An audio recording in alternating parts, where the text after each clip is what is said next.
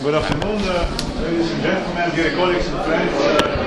Welcome to this event today. I'm very pleased and honored that I can, on behalf of the Institute, not open the seminar but ask the two distinguished representatives of the organizers from the Chargé of the Affairs of Embassy of Indonesia from Vienna, Mr. Rainer Duhanatesi, and the director of Institute Ifimes, Mr. Zir Bečirović, to open the seminar, and then the three of us will present today's topic and open discussion. So, gentlemen, may I ask you to open this seminar?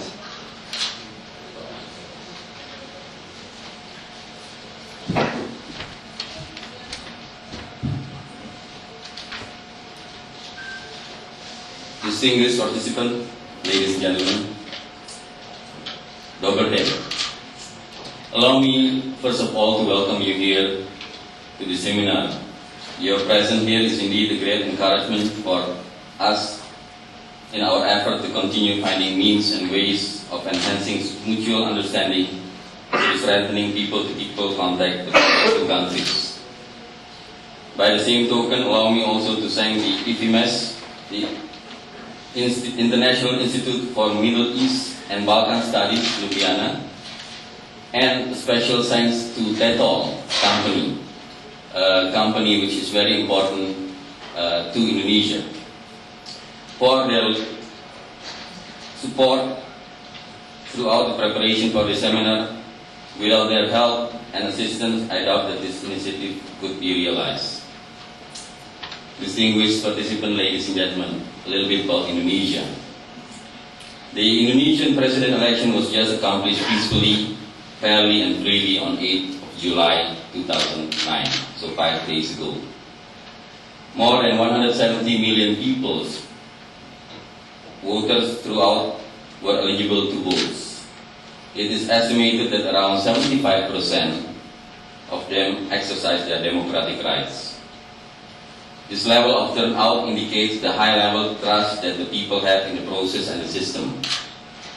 The success of the presidential election also marks the end of the long and tiring 2009 election process. The counting process is not finished yet, but the real winner is already clear: democracy. Once again, as it has since 2004, Indonesia has shown that democracy has prevailed. Despite being a difficult terrain for democracy, with approximately 400 tribals and ethnic groups, more than 300 local languages, 6 official religions, all distributed across almost 17,000 islands, Indonesian democracy has moved purposefully through one of the world's most massive and complex election processes, and the one standard shot of democracy are now blooming healthily. The timing of this seminar was indeed chosen in order to make the most of this strong momentum. A healthy democracy has just rampant in a predominantly Muslim population country like Indonesia. Indonesia has the biggest Muslim population in the world, outnumbering the Muslim in all Arab countries combined. The Indonesian case proved that Islam and democracy are compatible, and that Islam values, principles, and teachings are applicable to democracy. In order to really capture the essence of the process, especially the historical and cultural background of Islam and democracy in Indonesia, as well as the role of Muslim groups and Islam-based political parties in strengthening the democratic value and system, we proudly invite a prominent Indonesian scholar, that is Professor Dr. Din Syamsuddin, Chairman of Muhammadiyah, the second largest Muslim organization in Indonesia. He is more than just competent to provide you with a comprehensive exposition on the topic of Islam and democracy in Indonesia. We actually have also invited another prominent Muslim scholar, that is Professor Dr. Bakhtiar Ali, a professor of political communication and former Indonesian ambassador to Egypt. to deliver his presentation in the seminar. Unfortunately, at the last minute, he informed us that due to some visa difficulties, he is unable to come. He sent his best regard to all of us and hope that his paper, which will be delivered by one of my colleagues, Dr. Lalu Muhammad Iqbal, could compensate for his absence and give a glance at his respective topic. I would like to express our thanks and gratitude to Professor Bin Samsudin for making himself available for the seminar in the midst of his high-tight schedule in taking care of 30 million members, hundreds of universities and hospitals, as well as thousands of lower education institutions and charitable organizations. I also thank the moderator and speaker, Dr. Mian Yashpek. I am confident that under his able guidance, the discussion today will be interactive and interesting one. Before I finish, I would like also to express my sincere appreciation and gratitude to Gospod Boyan Ambros, the chairman of the Indonesian Slovenian Friendship Association, Pak Usman Jalil and Pak Dewa, Indonesian who has been living here in Slovenia. And I welcome also Mr. Christian Braga, our honorary consul from Carinthia. I think their presence here will also be a great input to the discussion today.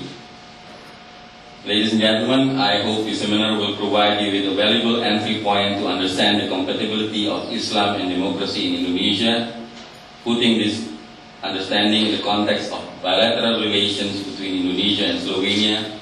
It is worth saying that although our two countries are separate by thousands of miles of ocean, and although we have different historical and demographic backgrounds, they are two democratic countries, and democracy can be made a common ground to further strengthen our bilateral relation. I wish you all a fruitful and enlightened discussion. Thank you.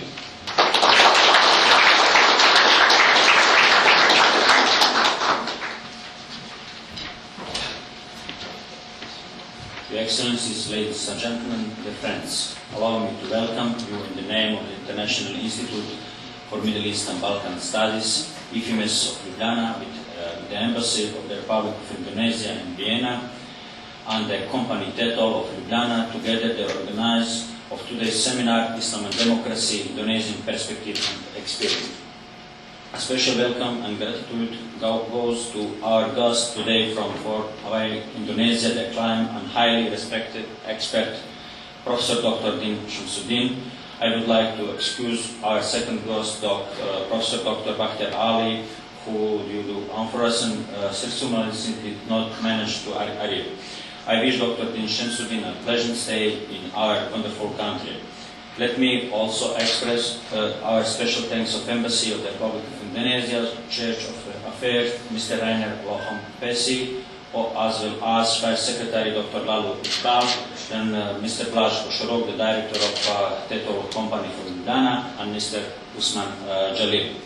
Greetings also the moderator of the seminar, Dr. Milan Yazbec, acclaimed member of the International Institute Ifimes.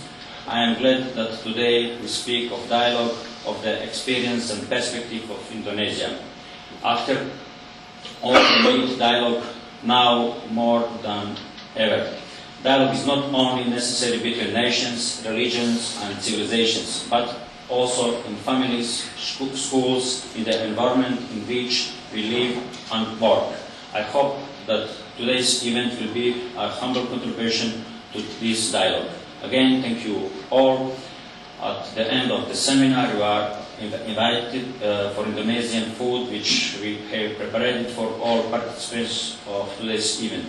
I give floor to Dr. Milan Yazbec.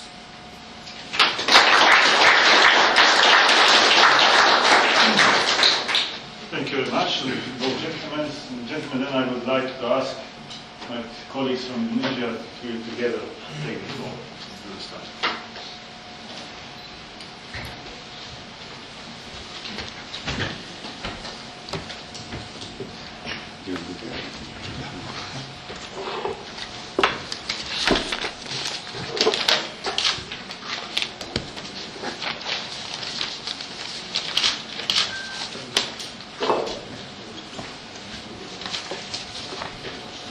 So once again, welcome to this event, and since we have practically heard all of the names of the persons who have prepared this seminar and who have contributed that this event could be organized, and we will start with this.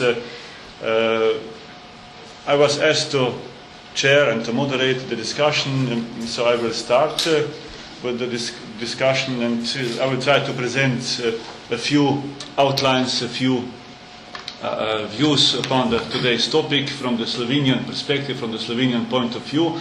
I think, I'm actually sure that this event today is very important. It's a kind of break-even point for the Institute and for Slovenia, because I cannot recall that we have organized or shared so far such an important seminar with such an important and actual topic. I think that this will raise the awareness of this topic of Islam and democracy and Islam as such in today's globalized world, and the fact that we discuss this in Slovenia, a newly born country and also a very small country, I think that all this adds to the way how to contemplate the topic and how to become familiar with this topic and how to try to promote this topic also in future. This is even more important, having in mind that we hear from time to time that the 21st century is the century of the religion, of religious issues, and I think that having in mind the fact that Slovenia, which became independent 18 years ago, and which joined the EU in spring 2004, has found its place within the community of nations, independent nations. And adding to that fact, let me also recall that during the first part of the last year, of the year 2008, Slovenia, as the first new members of the EU, had the opportunity to preside over the EU, or the Council of the EU. This was a very important event, process, perhaps also experiment, with which everything what we Slovenes and the citizens of Slovenia knew before that about Islam, about different cultures, different religions, this opportunity gave us another additional opportunity to cement these experiences and to look at the topic from the broader perspective, having in mind that, of course, the presidency of the EU was not only the project which meant dealing with the organizational issues within the EU, but of course it was to a much extent focused towards the relations of the EU with the third parties, of third countries, of third world, and within this framework, it was very important that one among the priorities of our EU presidency last year was also intercultural dialogue. Slovenia, during first part of the last year, during the presidency of the EU, organized a few outstanding events where representatives, scholars, activists, and leaders of various religions came together in Slovenia or in Brussels, and they were discussing this topic, and they were trying to promote the topic and raise awareness of it. It was also within the European Year of Intercultural Dialogue, and we think also, or especially now looking backwards, that it was an important period for us all. And of course, I'm glad if we can understand, I suggest we should understand today's event as one of the, let's say, follow-up activities reflected to this. Let me also say that experiences of Slovenia, of Slovene citizens with Islam, they have a long history, and here I think we could say that there is one comparison and the same characteristic with Indonesia. We Slovenes have got experiences with tolerant Islam during Yugoslav times, during the period of last century when Slovenia was one of the republics in former Yugoslavia, and having in mind the fact that a significant part of the population in Bosnia and Herzegovina were and still is Muslim belief, Muslim religion or Islam. This was, I would say, a very big, important relation or contact which Slovenes and today's Slovene citizens have shared and still have with Islam as such. This experience is highly positive, and I think that this is one of the characteristics which we share with Indonesia, where I was told also the history, the experience, and the tradition of tolerant Islam is this what could mark the country, if I'm not wrong. Speaking about Indonesia and Slovene contacts and experience in context with Indonesia, let me add one name to those who have been especially mentioned today here. It is not only on my very personal behalf, but also broader. I'm very glad that today with us is the esteemed Professor Breda Pavlic, who was, I think, 15 years executive director of UNESCO, the first UNESCO ambassador in North America. And what is for today's discussion even more important, she spent a few years in the mid-50s in Indonesia, since her father, Dr. Stane Pavlic, he was one of the most outstanding Slovenes who were ambassadors of former Yugoslavia in Indonesia, and I'm very glad that Breda is today with us, and she taught me, among others, also many things about Indonesia. She was my professor at the faculty many decades ago. So I try to illustrate with this that there are relations and there are contexts between two so different countries as Indonesia and Slovenia. As we know, Indonesia spans on the territory which would cover the place between London and Moscow, and has, as we have heard, 17,000 islands. Slovenia, as you know, spans on the territory between, how should I say, east-west from Italy to Hungary, 200 and something kilometers. But we also have one island. It's not on the sea, it's on the lake. So I try with this to present the fact that in today's globalized, highly globalized world, which is interconnected, interdependent, there are many topics and reasons to make comparisons on a positive note, with a positive message, and this is, I would say, the most important significance of this, our today's event here. Allow me just to mention three brief topics, and then I will give the floor to our distinguished speakers. Three topics, examples which illustrate in practice our today's topic and the connections or similarities between the two respective countries. Today's topic is co-organized, as we know, by the Institute Ifimes, Institute for Middle East and then Balkan Studies.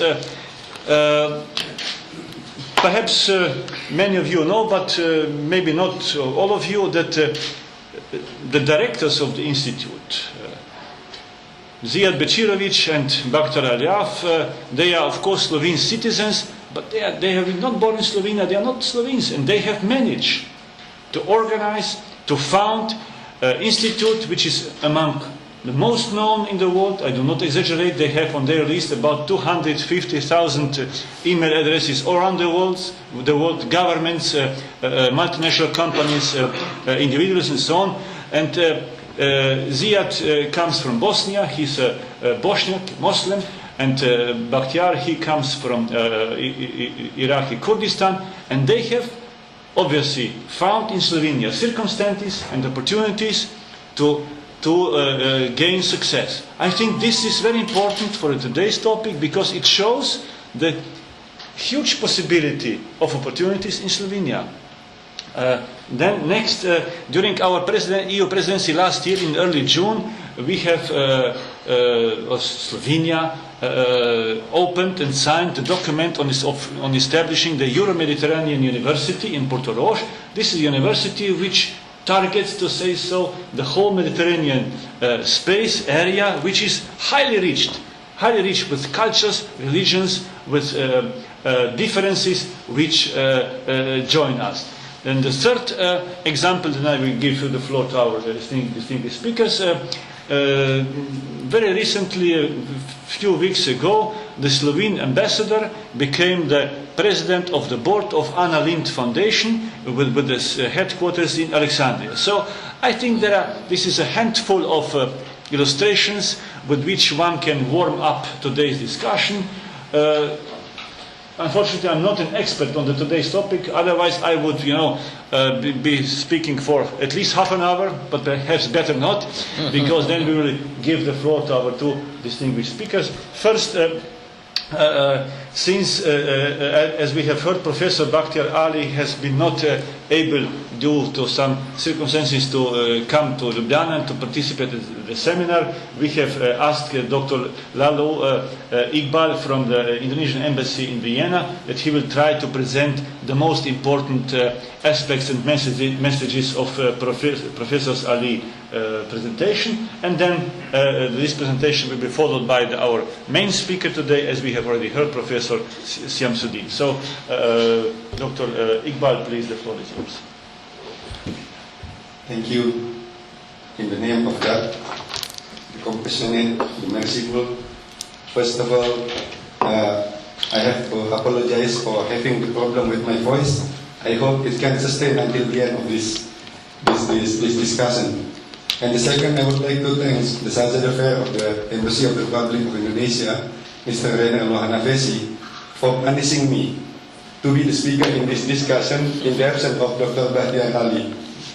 And then I have to thank also the moderator for giving me the floor to speak. I hope that I will only give some short presentation on the issue. I will just take it from what has been considered as most important things by Professor Dr. Bakhtiar Ali to be presented here during this discussion.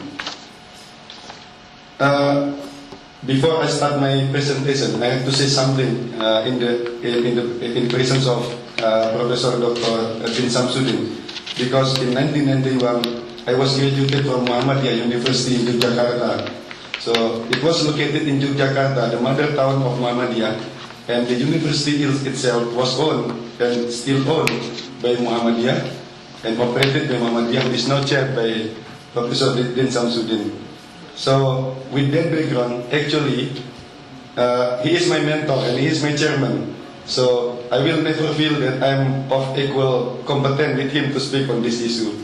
But I will try my best to present some a glance about the topic. First,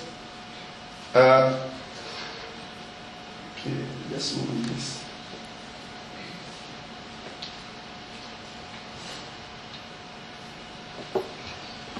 First, I want to speak on Indonesia as a difficult terrain for democracy. One might say that there is nothing so special, there is nothing so important and interesting with democracy and election in Indonesia. It might be true if you see from one point of view, because there is no conflict, there is no bloody political struggle in Indonesia during the election.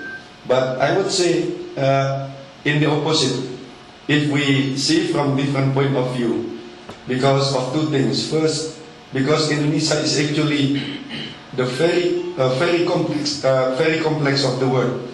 The election and democracy in Indonesia is very complex.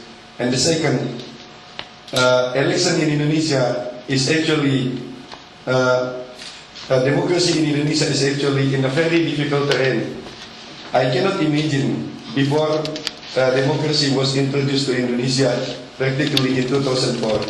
Being a young Indonesian person at that time, I could not imagine that sometimes in the history Indonesia could become a full-fledged democracy. Why it is so difficult for democracy to grow up healthily in Indonesia? Let's take a look to this first slide. Since centuries ago, Indonesia has become the crossroad of all major civilizations in the world. So it resulted in Indonesia as a very diverse and a very plural country. It has 17,000 islands, as has been mentioned by the Charge d'Affaires, 240 million population, more than 80% of them are Muslim, and you can find all branches and all school of thought in Islam in Indonesia. It has more than 350 languages, 6 official religions. That's all diversity on one hand. And you have another thing on the other hand. It is the vast natural resources. In other countries, if you have the combination of the two, diversity in one hand and vast natural resources on another hand, and at the end it will come to the conflict. It will be the main source of conflict.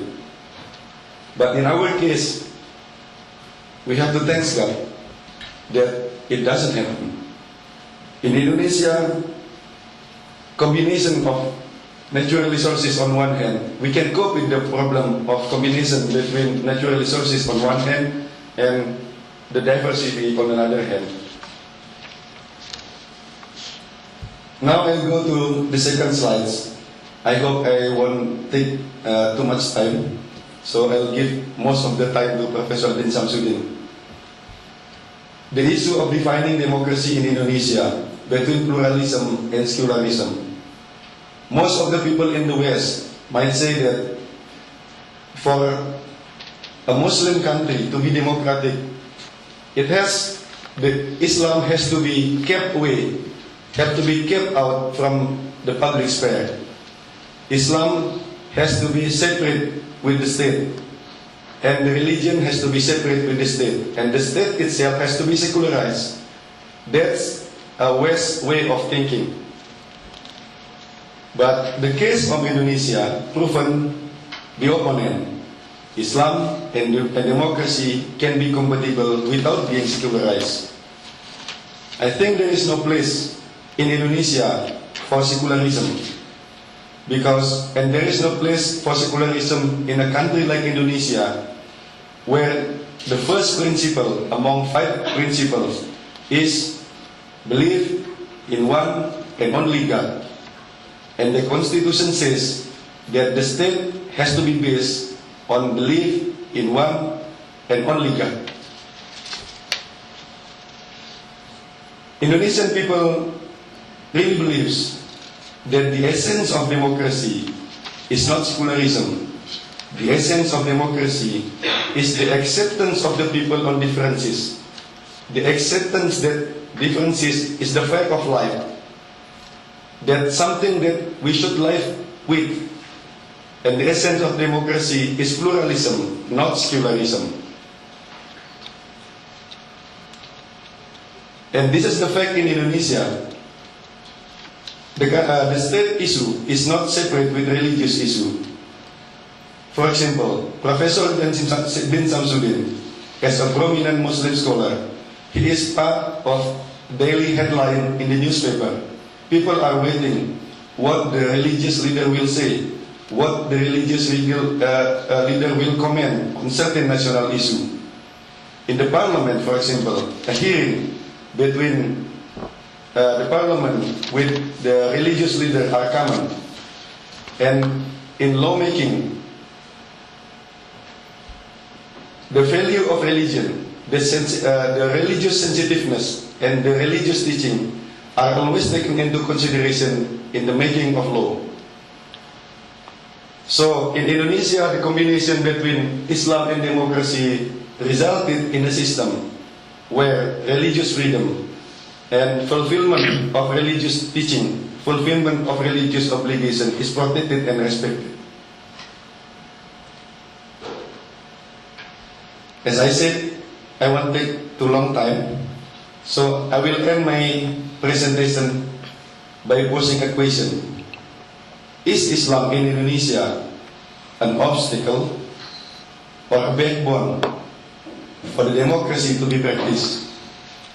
But I feel it's unfair for me to answer the question because I'm Indonesian and I'm Muslim as well. So I leave it to you to answer the question, but I'll give you some hints, some facts. Within you can judge and you can answer the question by yourself. First, prior to independence, there was a committee named Committee for the Preparation for Independence. They have 68 members. Out of 68, more than half were Muslim scholars. And surprisingly, the discussion, negotiation, and debate within the committee did not result in making an Islamic state or Muslim country. Those Muslim scholars agreed to establish a country which is based on belief in one and only God, and the country that officially recognize the existence of religion, but not be based on any certain religion. Those Muslim scholars accepted the fact that the country is plural, the country is diverse, and this diversity and this pluralism has to be reflected in the constitution. That's why, if you take a look to Indonesian constitution until now, you will never find any single word mentioning the name of Islam. Because the constitution is not belong to Islam. The constitution belong to Indonesian people. They are Christian, they are Muslim, they are Hindus, they are Buddhist, they are Confucianism, and so on. Second,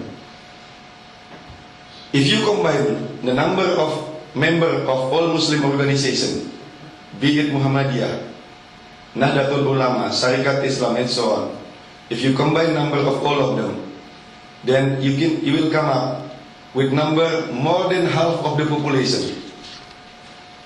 What I want to say by mentioning this, if they are willing to do so, those Muslim organizations could dictate the government, could drive the direction of the country, if they are willing to do it so.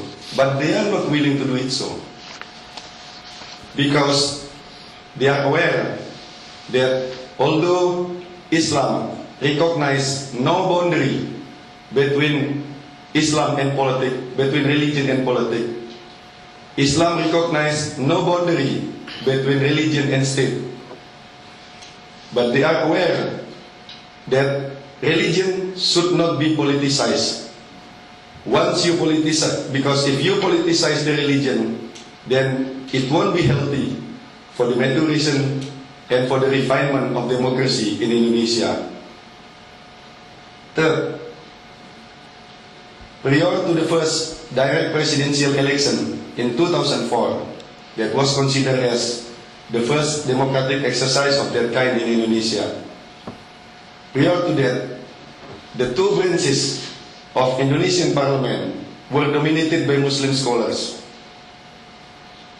And they were in fact those Muslim scholars who amended the Indonesian constitution.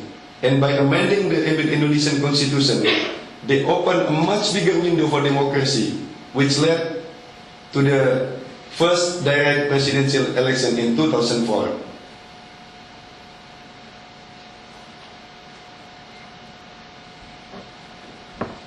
In the last legislative election, there were 38 political parties participating in the election.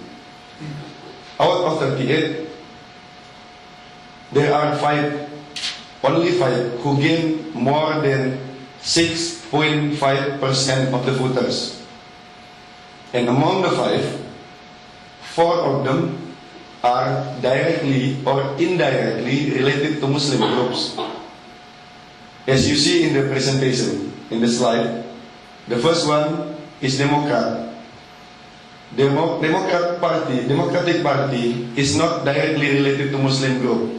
But in the establishment of the party, there were so many ulama, there were so many Muslim scholars, part of the establishment.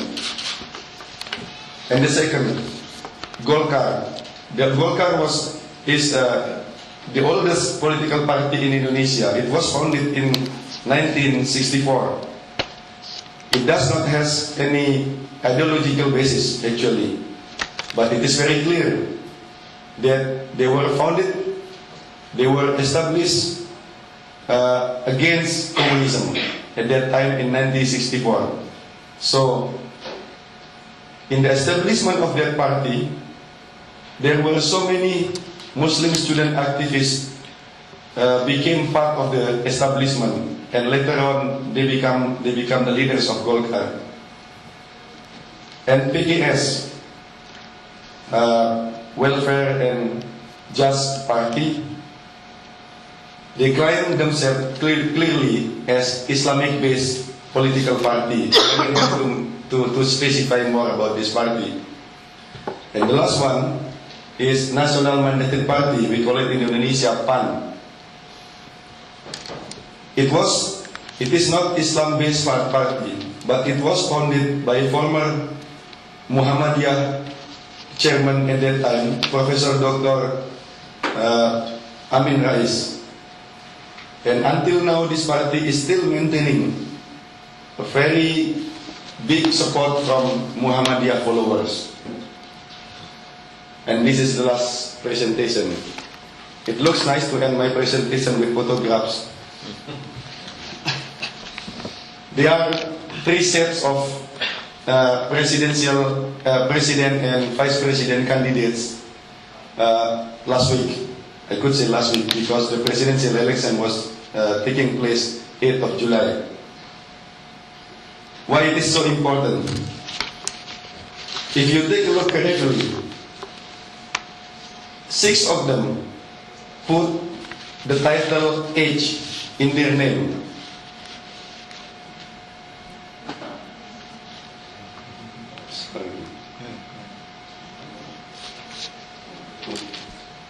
This one, this one, this one, this one. H in their name. What does it mean by H? For men it means Haji, and for women it means Hajjah. So 5 of them put the title H. What is the message from this? First, okay, I have to mention what does it mean by Hajj. Hajj indicates that the person putting their title in their name is somebody who has performed pilgrim Hajj to the holy city of Mecca. It is an obligation for every able-bodied of Muslim to do it once in their life. So, the message is that first, it is clear for them that they need the support of Muslim voters. And the support of Muslim voters is crucial and critical for their victory. And the second message is that they put the trust on the goodwill and the role of Muslim people to democracy. And they put the trust that with the support of Muslim people, democracy in Indonesia can sustain. I hope my presentation is not too long, as I promised. That's all I want to say. But I want to end my presentation by saying that democracy in Indonesia is of course is not perfect, but it's moving, it's evolving, and it's making progress. And of course, democracy in Indonesia has to be further refined.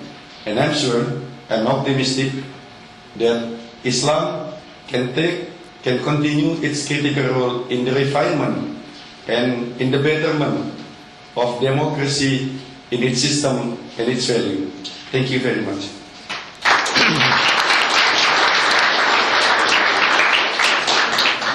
Thank you very much, Dr. Iqbal, for presenting this interesting, challenging and wise topics and ideas to us, and hope that they will also encourage the discussion which will follow later on. But now I have the pleasure and the honor to introduce to us all, actually not exactly introduced because our guest has already been introduced many times, so Professor Dr. Din Syamsuddin.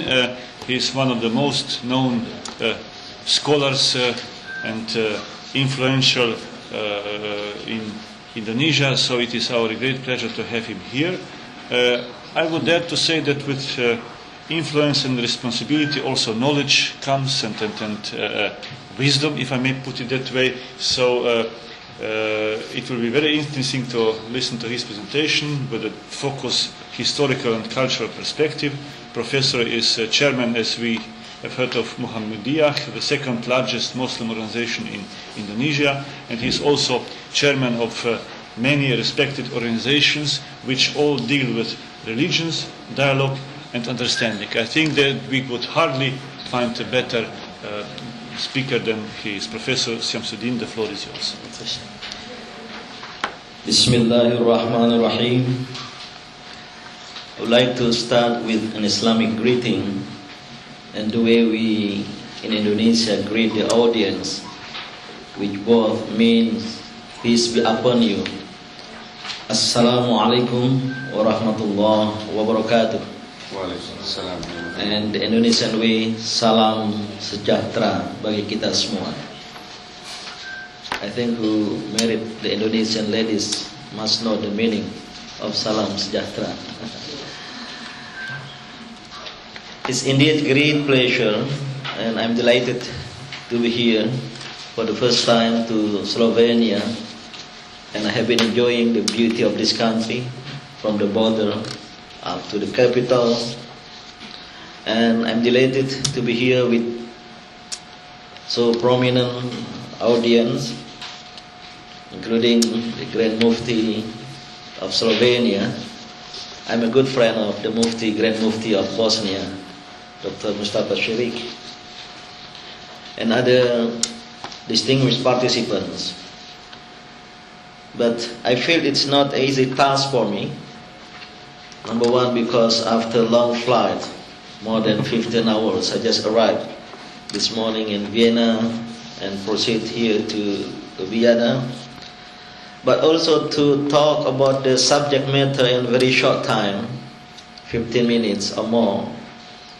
Because I used to give lecture on the subject matter in my university, both in Islamic political thought as well as Islam and politics in Indonesia for 4 semesters.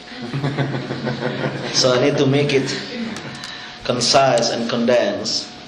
Of course, I would like to focus on the second phrase in my topics, historical and cultural perspective. Maybe on the cultural perspective, because if we talk about history, it takes too long time. But let me start with your picture. Can you put it again? So the 3 pairs at the presidential candidate just last week, almost all of the 6 has a relation to my organization Muhammadiyah. At least with the social order, like Miss Megawati Soekarno Putri, the daughter of our proclamator, President Sukarno. Of course, his grandfather and mother, meaning the parents-in-law of President Sukarno, are Muhammadiyah consuls in the south part of Sumatra Island. So of course, Megawati has a close relationship with Muhammadiyah. President Yudhoyono, and the winner in the election, happened to be related because his father was included as a member of the advisory board of Muhammadiyah at the Pacitan branch, his hometown. And Budiono, his vice president, his running mate, went to Indonesia Muhammadiyah Elementary School in Blitar. And of course, Yusuf Kala, his mother, and of course his wife are from Muhammadiyah, and also General Wiranto, retired general, was a member of the Muhammadiyah Boys Scouts. So though we don't have official candidate for the election, but I feel that we won the election. Ladies and gentlemen, since the end of the Cold War, democracy has been on the upper hand. In fact, it has been widely perceived as the only fashionable system of government. Democracy has become a global trend. More and more countries experience transition to democracy, beginning with the South European and Latin American countries. It ended up with some of former states in Eastern Europe. The third and fourth waves of democratization have taken place quite dramatically. One could not afford but to notice that democracy has become so hegemonic. No single nation in the world is willing to be identified as non-democratic, as there are always repercussions to it. Regardless of its system of government, any given state wants to be called democratic. So this is the reality in the world today. And then the question has been mentioned as well as in the proposal whether Islam is democratic. In spite of this, the Muslim world in general is generally viewed as deficient to democracy. In spite of this, the Muslim world is generally viewed as deficient to democracy. No Muslim country could be used as a model of democratic state. This raises an issue whether Islam is compatible with democracy. Are Islam and democracy compatible? If so, how compatible they really are. So I think I don't want to discuss about the problem because it has been a polemic among the ulama, the Muslim scholars, as whether Islam is pro-democracy or theocracy. But in my opinion, there are compatible principles between Islam and democracy. Islam recognizes a number of principles such as justice, adalah, shura, consultation, equality, al-musawa, freedom, hurriya, and other things. They have been the fundamental base for those who argue that Islam is compatible with democracy. But other principles, unfortunately, Islam also recognizes other principles that seems to be incompatible with democracy, especially on the possession of female as a witness, on inheritance, on the possession of non-Muslim minority in Muslim state, ahlul dhimmi, and other things. On these issues, Islam doesn't appear to honor the principle of equality. So this is the polemics, debate between the Muslims. But for sure, there are certain principles of Islam in democracy. And we in Indonesia has been experiencing that democracy is no problem and that Islam is compatible to democracy. Democracy is not new in Indonesia. So not since the year 2004. In the post-independence period, Indonesia adopted a parliamentary democracy system since the independence in 1945 until 1957. However, democracy was on a long vacation from 1957 to 1998 when the successive Sukarno and Suharto governments imposed a form of authoritarian rule. So what Indonesia has been experiencing since 1998, we call it the era of reformasi, of reform, is an experiment to restore democracy, not to begin democracy. In the year 2004, as has been mentioned, Indonesia experienced for the first time in its history direct presidential and vice presidential elections. But not only for the president and the vice president, but we have implemented the direct election for the governors, for the bupatis, the mayor of the cities. So you could imagine more than 500 districts in Indonesia, they are realizing direct election. There was a saying, there is election in every day in Indonesia. So Indonesia has become the capital of the country of election, of direct election. This marked for a process of democratization that indeed has begun in this fourth most populous country. So Indonesia is considered now as the fourth most populous democratic country, of course after India, The third democratic country in the world after India, the United States, then Indonesia. And they consider it as the largest Muslim democratic country because Indonesia is the most populous Muslim country, 180 million Muslims or more, almost 200 out of 240 million, so not 220, so has increases. Maybe because the failure of the family planning in Indonesia in the last few years. So about 88.2% out of 240 million are Muslims. So Indonesia is considered as the largest democratic Muslim country.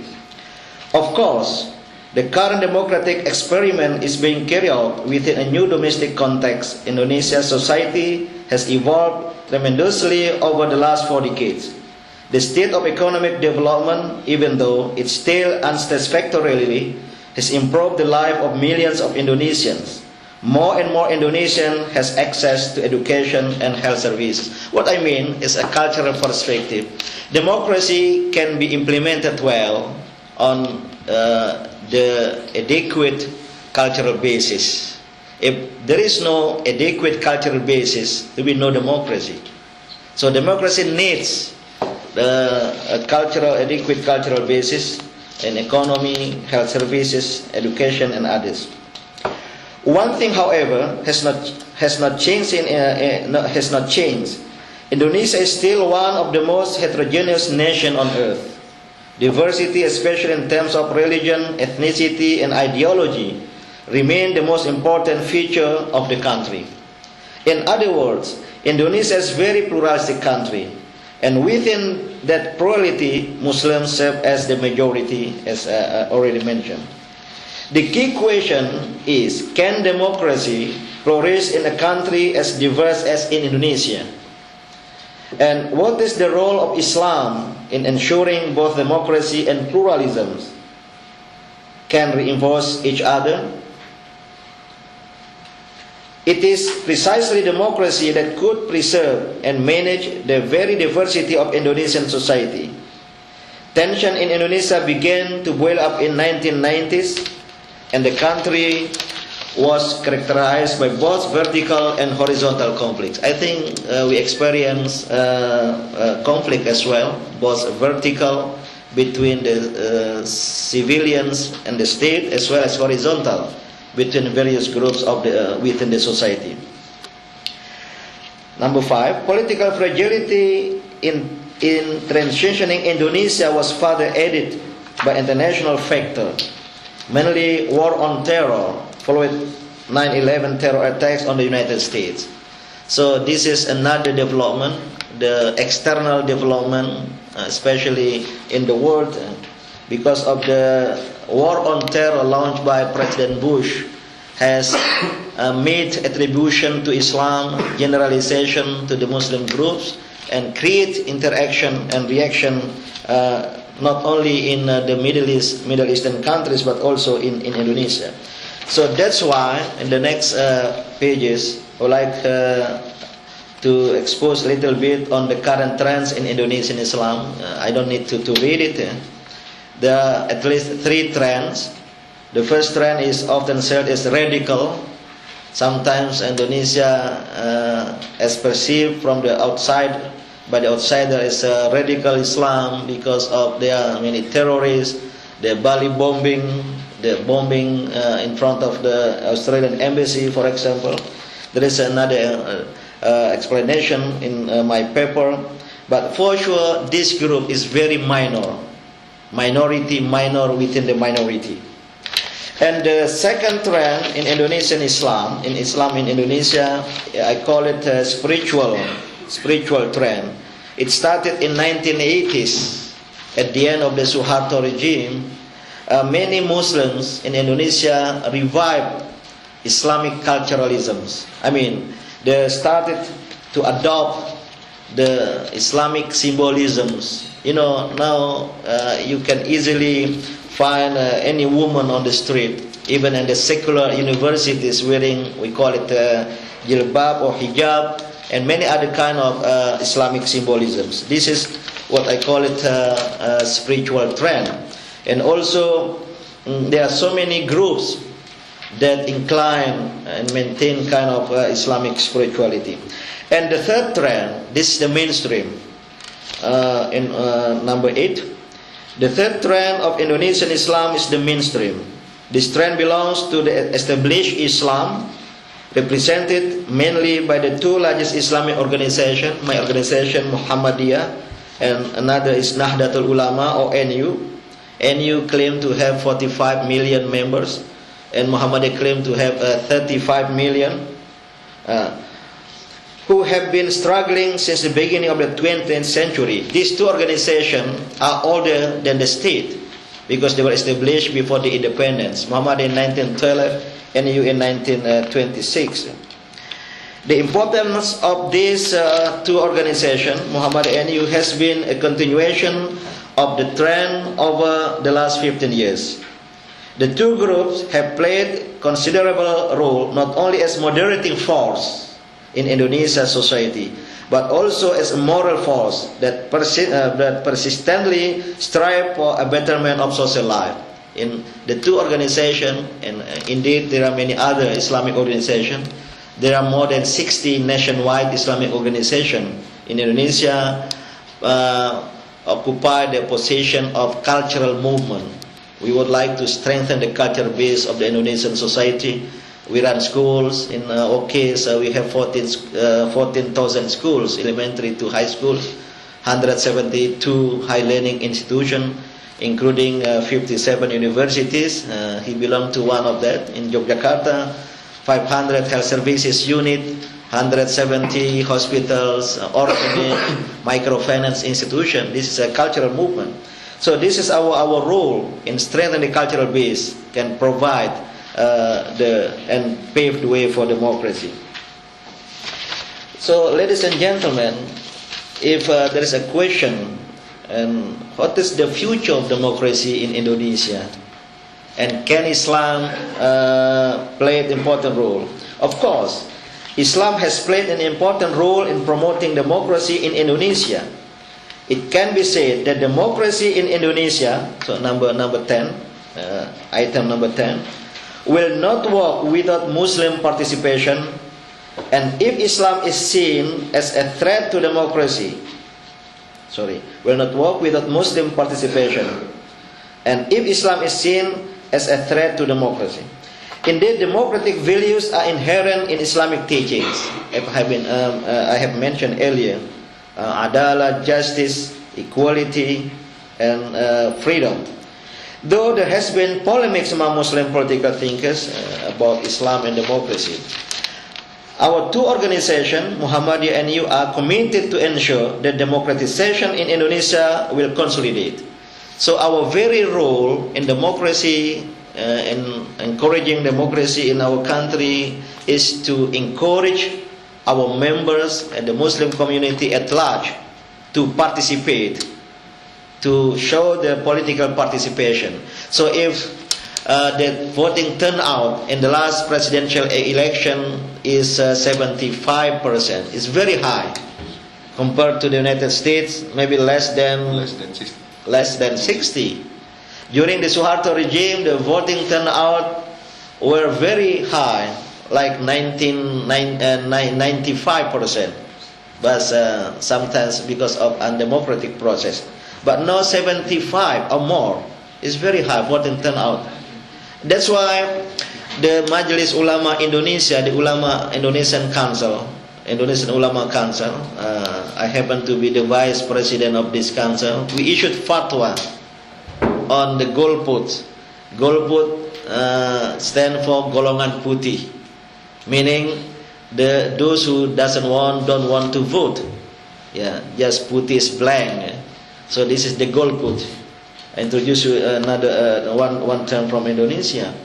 That golput who don't want to vote in the election, according to the ulama, is not it's haram, but it's not a showing responsibility for the nation, because Nasbul Imam is wajib, is an obligation for the Muslims to to appoint an imam, a leader in the community. So maybe because of this, the voting turnout is very high. This is one of the participants. And also, our all Islamic organization have watched the presidential election process from the parliamentary election in April, last April, by stating that we want, we call it in Indonesia, not only smooth and peaceful democracy or election, but also we call it jujur, adil, beradab and bermartabat. How do you translate it? Election with morality, with ethical values, and with dignity. So this is our very statement. And not only for the Muslim organization, but also for the non-Muslims. Because of my position as chairman of the Indonesian Committee of Religion for Peace, invite all leaders, interfaith leaders from other religious council, the Indonesian Bishop Conference, Indonesian Council of Judges, the Hindu Association, the Buddhist Association, the Conference Association, to issue a statement before the election that we like fair election, peaceful election, and even we put an advertisement on TV for peaceful election. And this is our very role, which very ethical values. And because religion, any religion actually, in many countries, including Islam, can play a role in politics, in democracy, in election, by providing ethical and moral values. This is of most important. Number 12. In short, the role of Islam in strengthening democracy in Indonesia have been performed through various ways, including asserting compatibility of Islamic values to democracy, supporting legal or judicial reform, encouraging good governance, strengthening cultural base for democracy, taking part in conflict resolution, and promoting interfaith and intercultural dialogue. So our role in politics and democracy is broader than encouraging the community to participate in the election. As the religion of the majority, Islam clearly respects pluralisms and in fact celebrate it as a fact of life. Muslims in Indonesia have long practiced the ideology of tolerance as a way to ensure that differences are respected. Islam has always been at the forefront in ensuring that the rights of the minority are guaranteed and the freedom of religions is upheld. In other words, pluralism and the need to respect it is not new for Islam. So, ladies and gentlemen, of course, there is possible obstacle. I mentioned here democratization process, the necessitated political liberty and equality may face an obstacle by the existence of exclusivist tendency within the society. This is because of the emergence of the so-called radical groups. But those radical groups are the product of a liberalization process, especially since the era of reform. But for sure, they are very minority. Not only minority, but minor minority. And I put a very, in the framework of the mainstream of Islam Indonesia belong to those established organizations. So, ladies and gentlemen, as a concluding remark, Islam is compatible to democracy. And the Indonesian experience has clearly shown that compatibility. The new Indonesian democracy is primarily based on the inherence of democratic values in Islam, as well as the existence of democratic practices by Muslim societies in certain areas across the archipelago. Actually, before the independence, there had been an ingredient for democracy in certain area, maybe in the hometown of Pak Jalil, West Sumatra, Minangkabau. The practices and tradition of democracy were there long before the independence of Indonesia, and also maybe in the Java Island, in terms of, we call it musyawarah, derived from Arabic term consultation, musyawarah, and then mufakat, also from Arabic term, how to conduct consultation and to reach consensus. It's very famous Indonesian term musyawara and mufakat from the Arabic term. Has been the very cultural values of Indonesian society, maybe because of the influence of Islam. Long time before the independence and the creation of the state in 1945. So based on this indigenous tradition, indigenous practices, that we had precedent for democracy, I do believe that democracy has the future in Indonesia. Though it's very new for the direct election, both for president, governors, mayor of the cities. But I do believe with our role in encouraging democracy as well as instilling the ethical and moral values, this is the very important. So what we would like to happen in our country is not only democratic process per se, because democracy has many interpretations. But what we would like is ethical democracy with ethical and moral values. That's what we call it, democratic with dignity and morality. It's not liberal democracy. It's not a democracy with secular meaning, but with religious values, but not in terms of that we don't like and we don't agree. As the mainstream of Muslims in Indonesia belong to the established Islam, an Islamic state in the sense of theocratic state. Though there are some among the Muslim community that they want to return to the Jakarta Charter just on the eve of the independence. Before the independence times, the Jakarta Charter stipulated the 5 principles of the new Indonesian state. That is ketuhanan, believe in God, but with the obligation for the Muslims to implement the Islamic teachings. This is the 7 words have been an objection from the non-Muslims.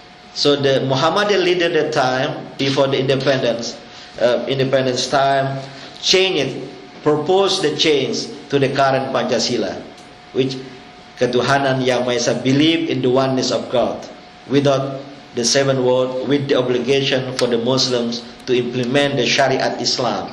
So now the issue of Shariat Islam, especially because of the trend national Islamic movement, they want to revive the caliphate, the Islamic caliphate, al-Khalifa, or they want to establish an Islamic state or the Sharia state. But this is it's a common in the framework of democracy. Everybody can propose, but they have to struggle within the constitutional process.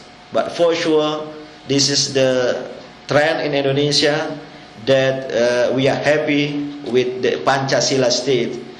That's the state ideology, the 5 principles, religiosity, the belief in oneness of God, and then humanity, unity of Indonesia, democracy, and social justice are the very principles, and we Muslims perceive the principles within the Pancasila are also Islamic values. So this is my introduction to Islam and democracy in Indonesia, more in a cultural perspective. I don't know, maybe for some of you it's new things, but please support us in encouraging democracy, and we can work together with other countries, with other states, including Slovenia, which is also a democratic country, but to strengthen democracy and to bring new paradigm of democracy, what we call it, democracy with dignity and based on religious morality and ethical values. Thank you.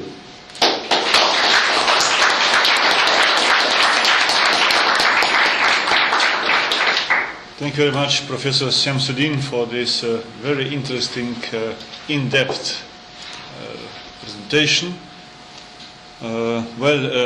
At least for me personally, this was very interesting, so I could imagine how much could one benefit from you listening to your lectures during 4 semesters.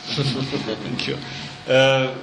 Ladies and gentlemen, we have now time for a few questions to both of our distinguished speakers. So I would like to ask you to take the floor to pose questions or perhaps to comment. And please be so nice and present yourself, because our guests, I don't know if they know anybody of you here. Also, I don't know. I also do not know everybody. So please, the floor is open for discussions, for questions, comments. So please go ahead.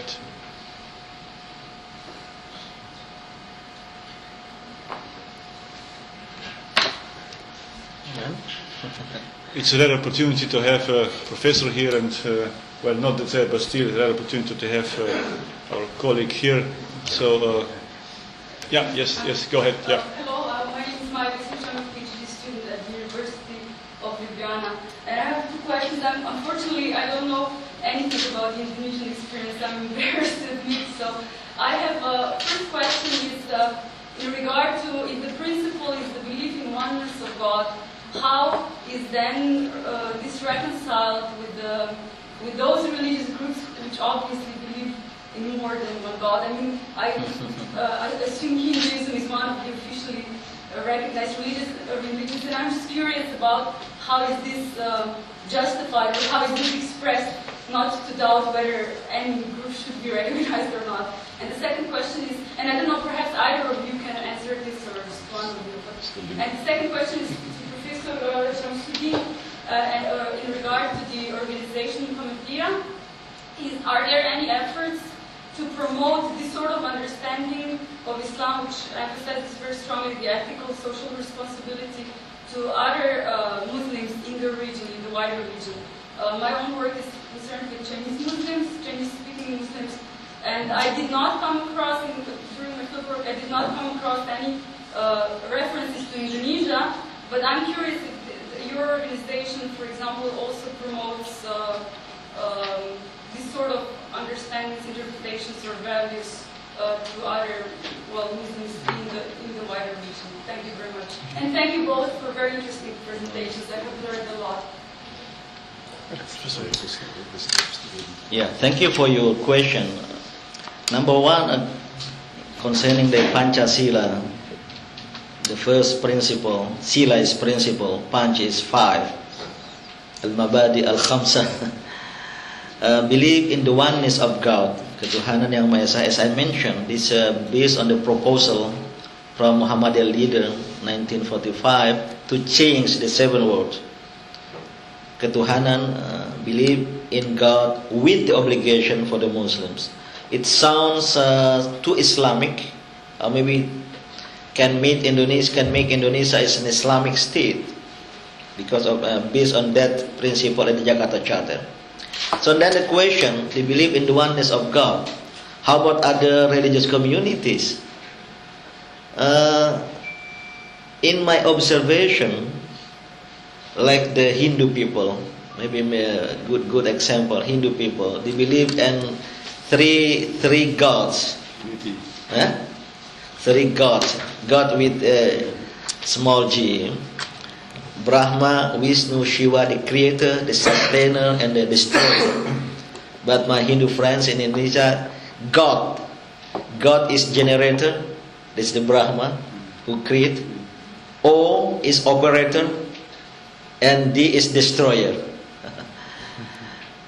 What I mean, these 3 Murti in Hinduism, at the beginning, in my observation, maybe I'm wrong, they perceive each Brahma, Vishnu, Shiva, creator, sustainer, operator, or destroyer, are 2 existences. Are 3 different existences. So 3 gods. But now they believe they are not existence, but they are functions of the one God. They call it Sang Hyang Widi. So this only they believe in one God, and in the same cases, by the same token, I can say also the Trinity among our Christian friends. So just a bit explanation. Yeah. We Bali Hindu, we believe in one. Opa Dewa. Yeah. It means Iswara or Sang Widewasa. Yeah. But this God has three names because at Yeah. the same time, different function, different places. Okay. Brahma, Vishnu, Shiva. This is another from the insider, Pak Dewa. Okay, so Hinduism at the beginning was perceived as polytheist, maintained polytheism. But in my observation, even I was in New Delhi last month and visit the great temple in New Delhi. So it's also monotheism. So it's not God, but function or apa tadi? Names, names in the names of the one God. They call it in Bali, the friend in Bali, Hindu in Bali, with the Sang Hyang Widi. So, but I don't know. This is a new question to Indonesia. Is it possible of non-believers to live in Indonesia? Because the first principle of Pancasila necessitated Indonesian citizens to believe in God or in one God. And my answer is they have the freedom to live as Indonesian citizens because the non-believers, the atheists, they are believers, but their belief that God is none. So they are still believers. So by this principle, we provide freedom for all the citizens.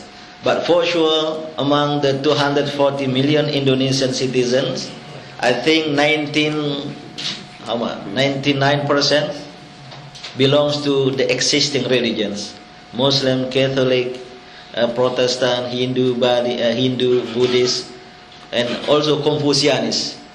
Confucianism in Indonesia is a religion, but in China it's only culture. But in Indonesia, they make it as religion, as a single religion. So this is the Indonesian context. I think we enjoy freedom, though I have to say there's still tension and even conflict. There were tension and conflict among religious communities, especially in Kuwai's hometown, Ambon, Poso last time. I was one of the member of the mediating team for the conflict resolution. But now, hopefully, and would like to see a peaceful Indonesia. Second question concerning my organization. You may talk to me after the meeting.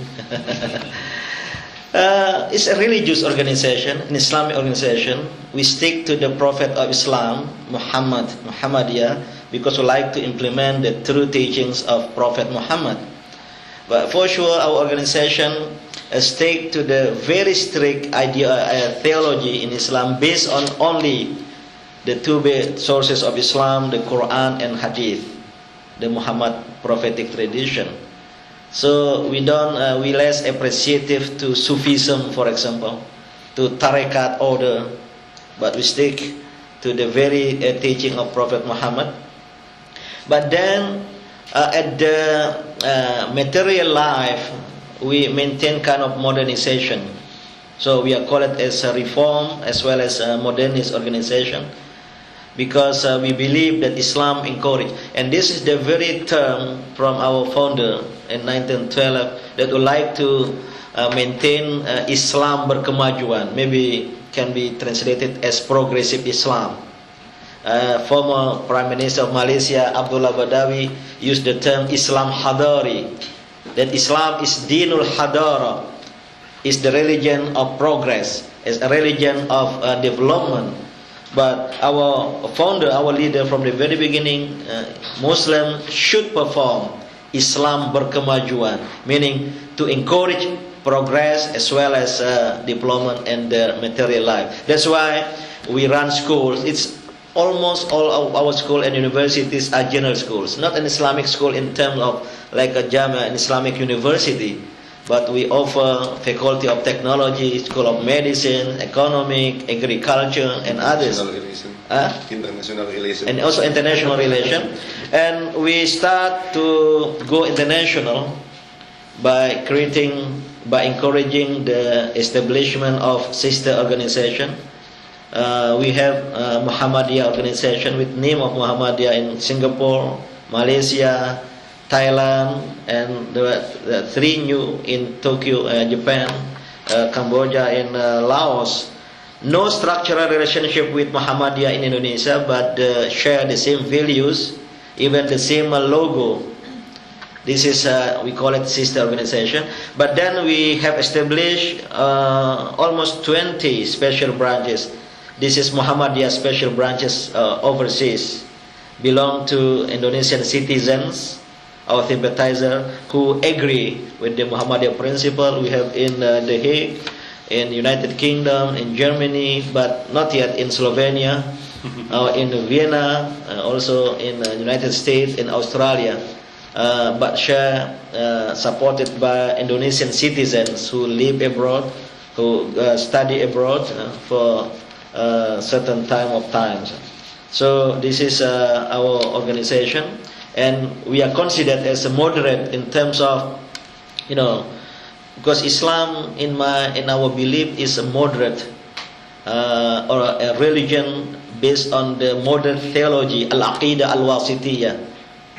I mean, the middle path, and the Holy Quran encourage Muslim to be ummatan wasata, to be a community of the middle path, of the middle way.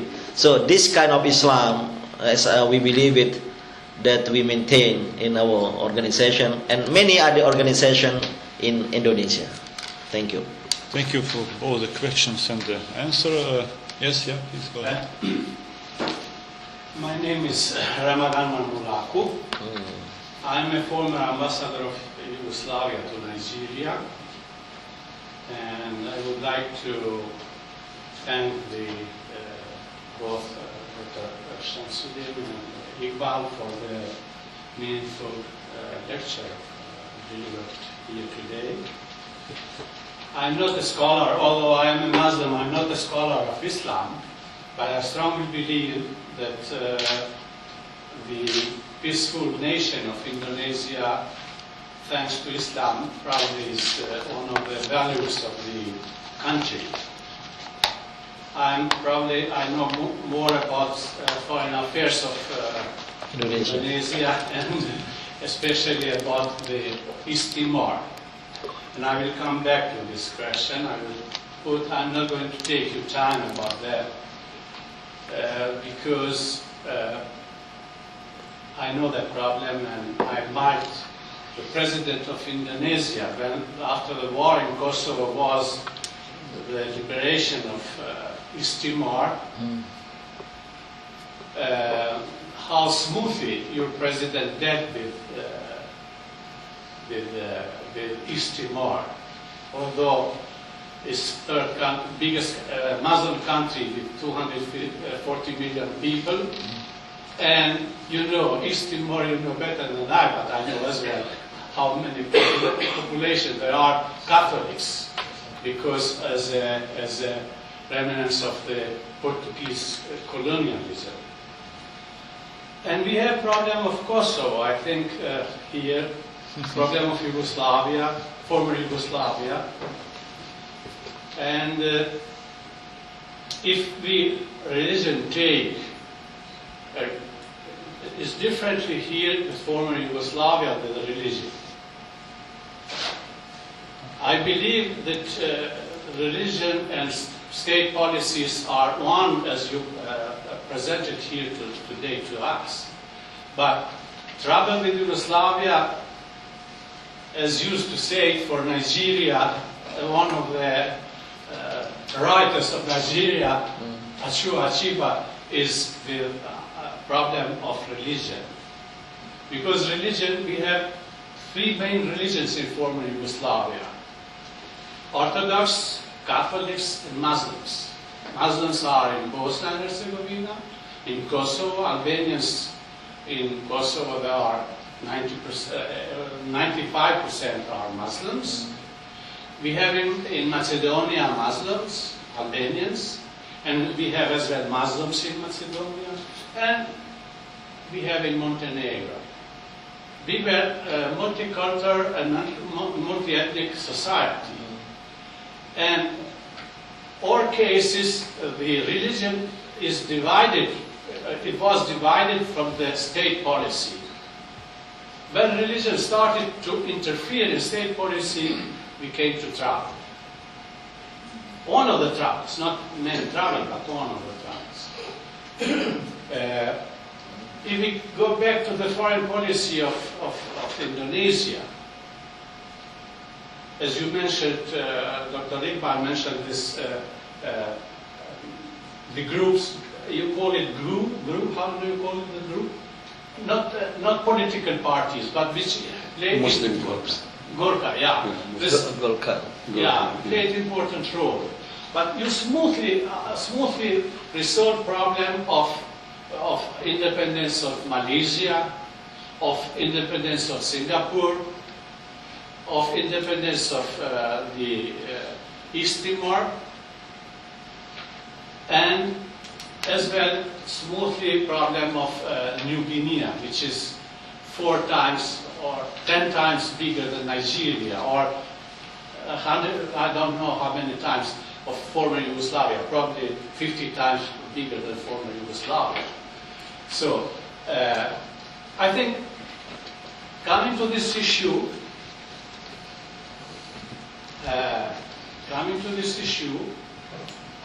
I think it's important that after 3 years you resolved the problem with Malaysia, and it took longer for East Timor because military, as well military in Indonesia as in Yugoslavia, was one of the stabbers of the country, and it was difficult to deal with them. It was difficult to deal with them here in our country too. But I think you should look in a problem of recognizing Kosovo as a Muslim country. You should look a little bit differently in Yugoslavia. Your charge d'affaires in Belgrade, I will call him and I will talk to him. I think he has wrong perception how Yugoslavia was separated. We, in Constitution of Yugoslavia, gives the right to Albanians or to Kosovo same as to republics, 6 republics and 2 provinces.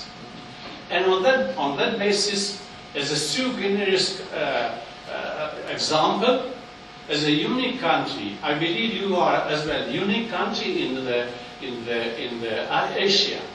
I know how important role you played in forming the ASEAN association. I believe you play another important role. But come back to this region and come having relations with these countries like Slovenia, which is, as the moderator mentioned, I'm Albanian, but I'm a Slovenian citizen, and I'm very proud that my country, Slovenia, is a very peaceful country. I believe your country is as well very peaceful. So this I wanted to bring to you problem of East Timor. I know that problem.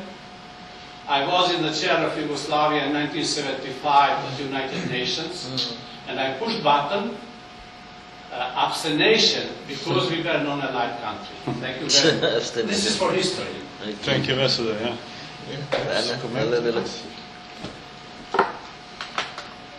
I will try to give a very short comment.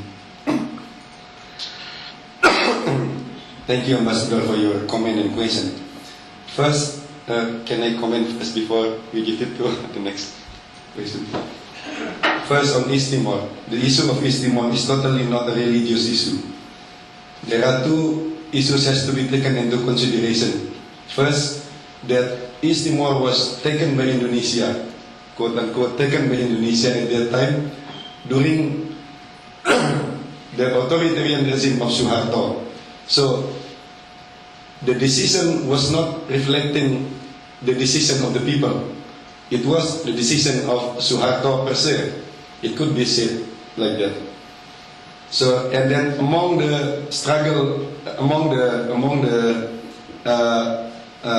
figures in East Timor itself, there were many Muslims included in the force to struggle for independence in East Timor. If you say some of them are using Arab names in their name, even they are not Arabic anymore. So I cannot say that East Timor issue is a religious related issue. I was there for 6 months and I didn't find any feeling of East Timor issue is a religious issue. They are not afraid of Indonesian Muslim. They are afraid of Indonesian armed forces. So we don't feel that we lose in East Timor, but maybe Indonesian armed forces lose in East Timor. That's two different things, I think. So even the people-to-people contact between Indonesia and East Timor is still good until now. And we always feel that they are part of us, and they always feel that we part of them. That continues for a long time, I think. And second, regarding Indonesia and Nigeria, I think I have mentioned in my presentation. So I've been in Nigeria for a few weeks for research, and then I found that the problem is almost the same in two countries, but the way we are dealing with the problem is different, totally different. Because in our case, we are aware of the differences between one tribe to another tribe, between one religion to another religion. But that's why we don't want to politicize the differences. In the case of Nigeria, they really politicize the differences. That's why when you are elected as a president, for example, Obasanjo, Oba means the chief of the tribe, and they still use the name when they are becoming a president. And I'm sure in Indonesia, if Professor Din Samsudin is elected as a president, he will leave the name Kiai Haji Baya, will not use the name Kiai Haji. In Indonesia, he is called Kiai Haji Din Samsudin. Kiai Haji means a noble, title of nobility for high dignitaries among Muslim scholars. But if he elected as a president, he will not use that. There are many governors elected, they are Kiai Haji, but when they are elected, they leave the title Kiai Haji for showing that they belong to everybody, not belong to certain groups and not belong to Muslim group only. I think that's all I can comment on your response, Ambassador. I am sure that Professor Din can enlighten us with more comment on this issue. Thank you. Concerning the East Timor and now Timor-Leste, I'm in the position as many Indonesian citizens that that's a democracy because of the result of the referendum. That majority of the East Timor citizens wants to create independent state, the current Timor-Leste. But through my reading and my knowledge that Indonesia in 1975 was encouraged by certain major powers, including the United States. Henry Kissinger. Huh? Henry Kissinger. Kissinger, yeah. Australia Yes. encouraged Indonesia to take East Timor. For Indonesia, it's not easy to develop that country.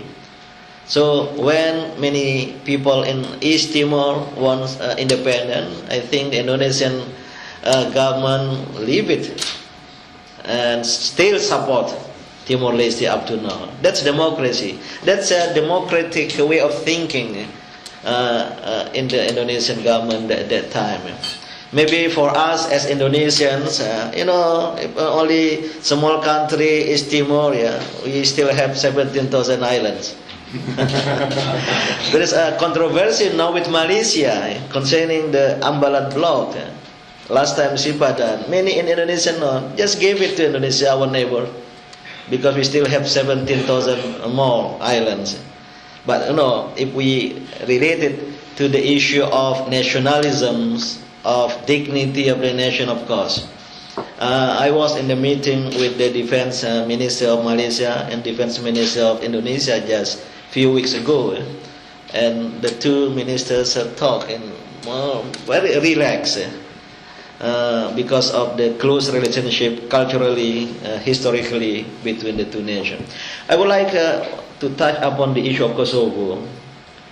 I know my government Indonesia, this is the embassy people here, that Indonesia didn't recognize yet the independence of Kosovo, but we from the civil society, especially the Muslim organization, wanted Indonesia to recognize Kosovo. That's why I invite the Secretary General of the Muslim Al-Mujtama Al-Islami di Kosovo, I forgot the name, to Jakarta.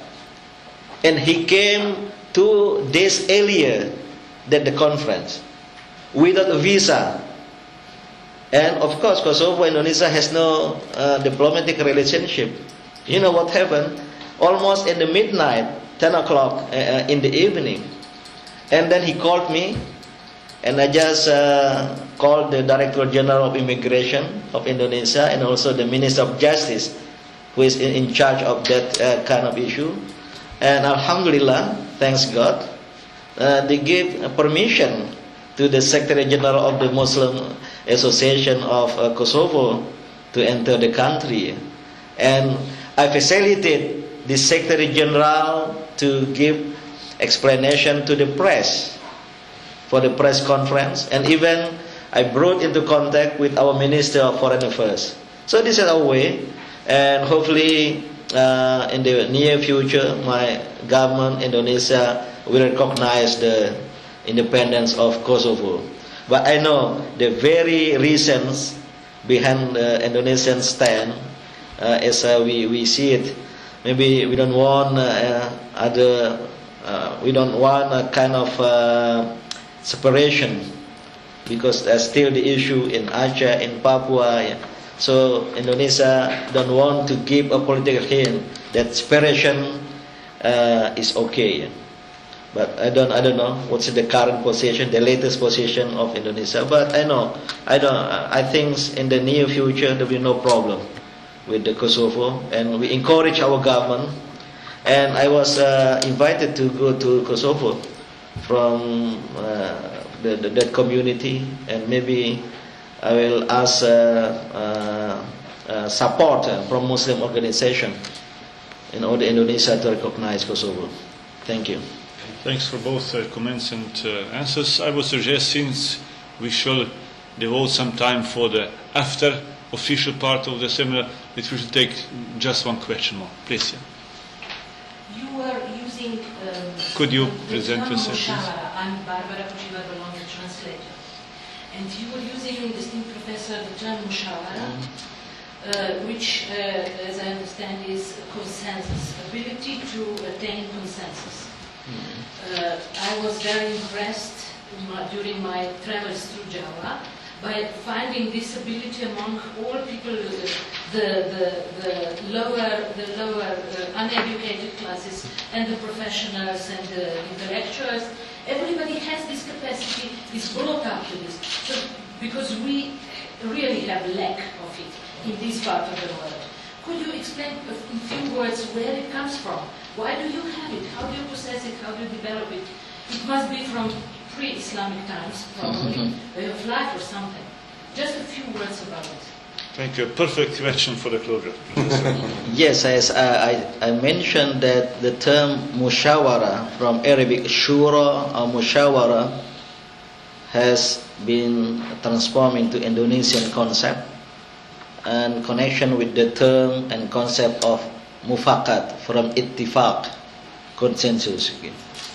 From where I think it's of course from Islam, it's an Arabic term, but Islam in Indonesia partly Islamized and justified the already existing concept before the coming of Islam in the pre-Islamic time, because of the ideas, concept from Hinduism, from Buddhism. Because Indonesia was a Hindu kingdom, the Majapahit, and also the Buddhist kingdom, the Sriwijaya. that covers as large as the now Southeast Asian nation. Actually, Indonesia has the right to bring Thailand, Malaysia, and part of the Philippines to be part of Indonesia, because Indonesia before the independence was Hindu as well as Buddhist kingdom.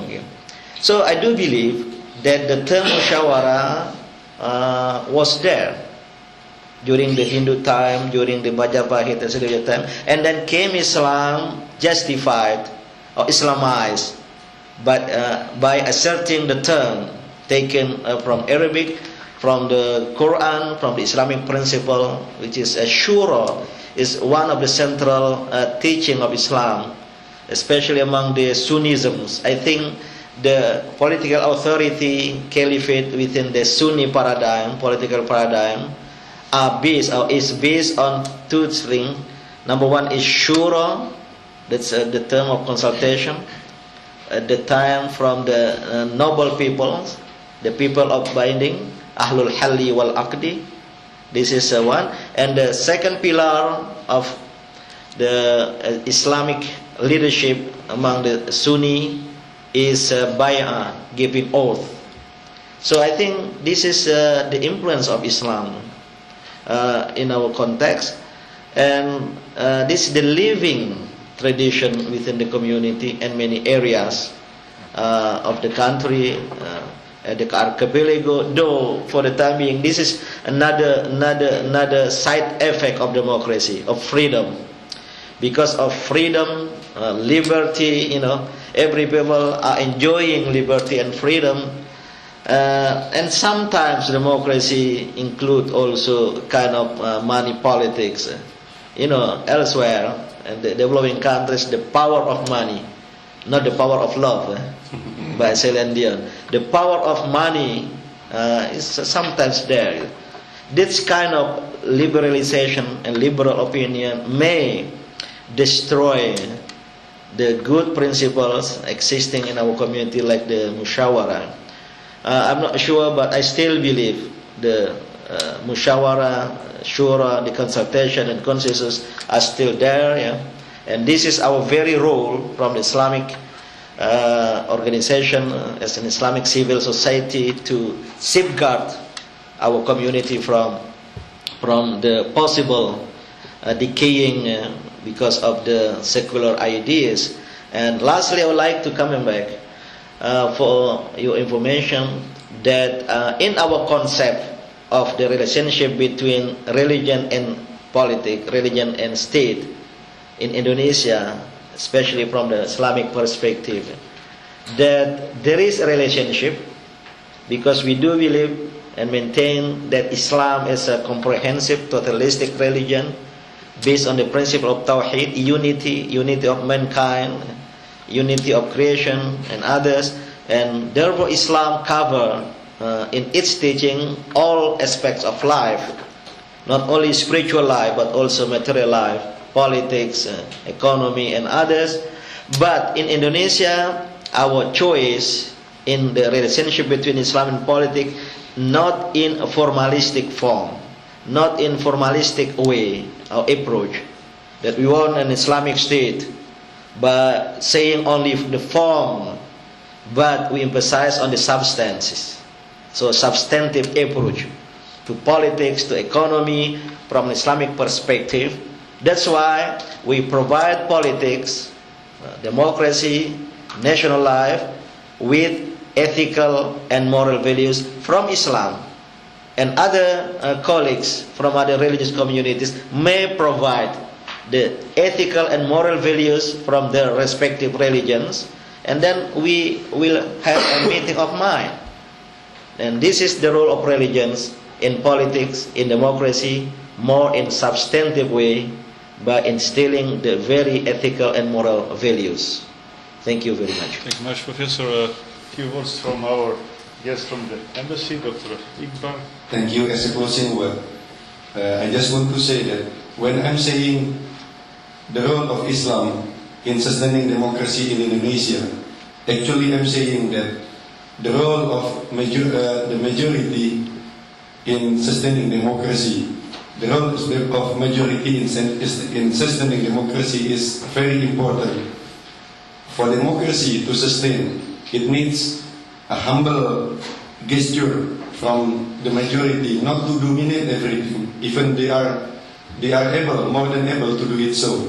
And it needs sacrifice from the majority not to dominate everything in the country. So that's actually the word that I want to say. It's applicable not only to Islam, but to all religion on earth. Thank you very much. Thank you very much for this. Before we officially close this part of the seminar, I would like to give the floor to Mr. Rainer Lohanapesi, Chargé, acting head of the embassy of Indonesia. Yeah, he will present. May I take only 2 minutes of your time? Is it common for Indonesians to say thank you and appreciation to the support given to us for making this event possible? I believe this is the first time that we make this kind of event, and I'm sure we will come up with some other events in the future. Now, to say our thank you and appreciation, we would like to give a small gift to the International Institute for Middle East and Balkan Studies and to TETOL, the Termoelektrana Toplana Ljubljana. If I might ask the 2 gentlemen, please. This is a small gift to Pak Kosorok. This is something. This is a silver handicraft from the Yogyakarta. This is the town of where Pak Samsudi come from, actually. But you've done very well in this edition. You're welcome.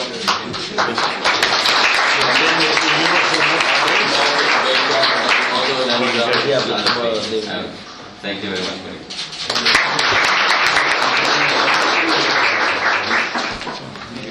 So, thanks to everybody. We have finished the official part of the seminar. Now, as we have already informed, our hosts are inviting us to continue with chatting at some refreshments from the Indonesian cuisine. Thank you very much.